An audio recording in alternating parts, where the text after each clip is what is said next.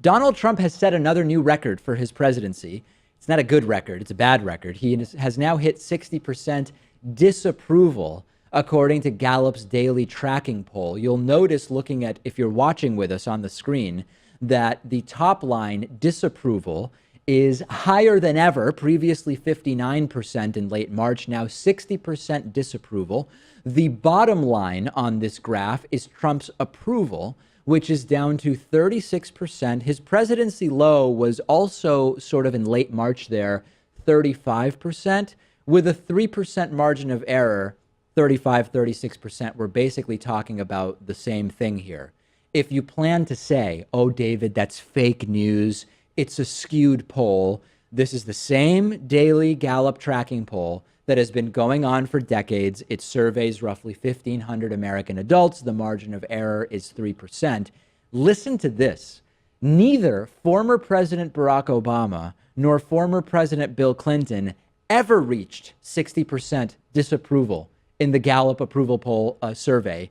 George W. Bush reached 60% disapproval 5 years into his presidency. So the unpopularity records that were set by George W. Bush 5 years in are being crushed by Donald Trump only a few months into his presidency. But I still think that around 35% approval is the basement for Donald Trump. Well, we'll see. The fact that he was able to get elected even after the Access Hollywood tapes came out about how he grabs women and, the sexual assault allegations and making fun of a handicapped reporter. I mean, if they were able to support him through all that, would they really change their mind now? I believe that there is a floor for Trump support. I think you're wrong that it's 35%. I think we will see it go lower. I wonder what would make it go down, though. Like if he was to fire special counsel Robert Mueller, would that affect his approval at all? Well, forget about that type of thing.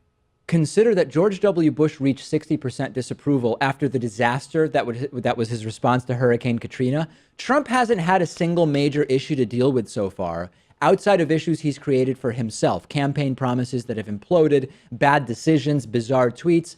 The economy is solid right now. Trump is still at 60% disapproval anyway. So I think that when you consider it took what is colloquially called an act of God to get George W. Bush to be as unpopular as Donald Trump already is, if anything happens systemically, Trump is going to fall from 35% approval. It does seem like these interpersonal and scandalous things wouldn't be enough. It would have to be something that impacts people's wallets or something like a natural disaster. That could be. The health insurance thing. If people start losing health care, that could be a factor. If the economy turns around and unemployment starts going way up, that could be a factor.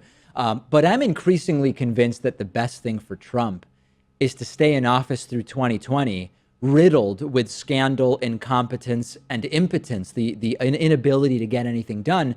And if progressives put together a platform that goes beyond "we aren't Trump," it could be very solid for Dems in 2018 and eventually 2020. Question to Trumpists: how much closer are we to America being made great again?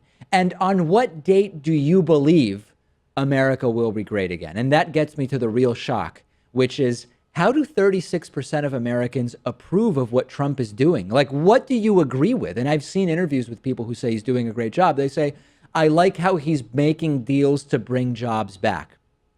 There's big hubbub about Ford creating 1,000 jobs and no mention from the White House of Ford eliminating 20,000 jobs.